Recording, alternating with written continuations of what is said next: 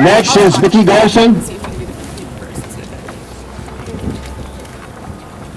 As a resident from Harlem, I like to say to the student population first, you're being done a grave disservice.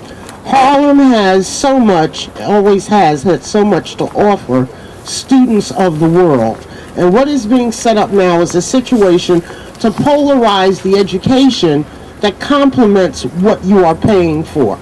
You should not be used as a tool by the administrators and business interests of New York City to uphold and be the buffer for them between the residents of a community.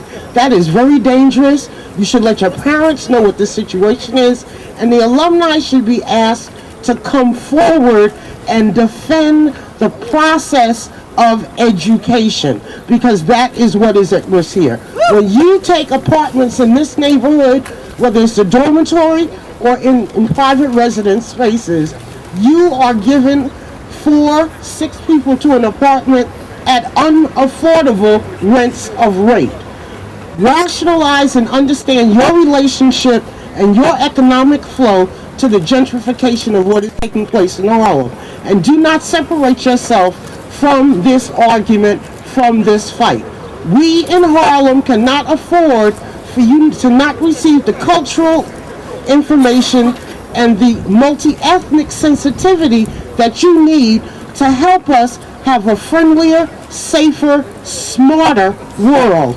We cannot afford to turn out additional graduates who will return to administrative positions and again smack the hand of the community that has embraced you year after year. It was community residents that fed the students at Columbia University. It is arts and cultural organizations that embrace the students. There are public schools, daycares, Head Starts, and health facilities that allow you to have your internships. Understand your relationship to this fight and make some noise. We have one more speaker, and then we'd like to ask the press if they have any questions they can ask us. And I'm not sure if the students have anybody else. Does Skeg have anybody else to speak? Okay. Stephanie Rudolph's going to speak a second about the biotech labs that Columbia wants to put in the area.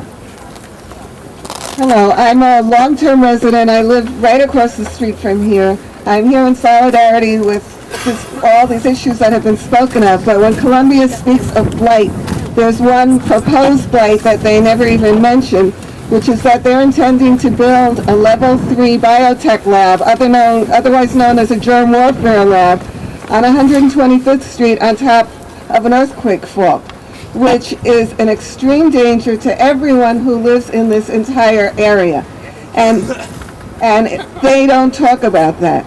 And that's while they're talking about removing other blight, this is the blight that they're trying to bring into our community, in addition to the blight of gentrification and all their other blights that they are bringing. But this is a blight which will affect everybody's health and life. Thank you. Yeah.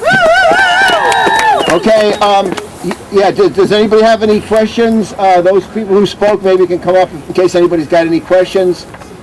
Yeah, Jimmy. Yeah, Tom, why did you choose to declare South Lawn blighted? How does that relate to what you're doing? Why would you choose this act as a demonstration? Well, I think that was the students who did that, so they should answer that question.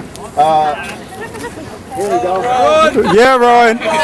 Once again, to reiterate, the Universal Institute for the Public Good believes that the lawn over there that has been seized and declared blighted was not being used to its fullest potential by the occupants of Columbia University, who only used it for private interests, such as kickball, picnics, prayer, homework, and heart-to-heart conversations.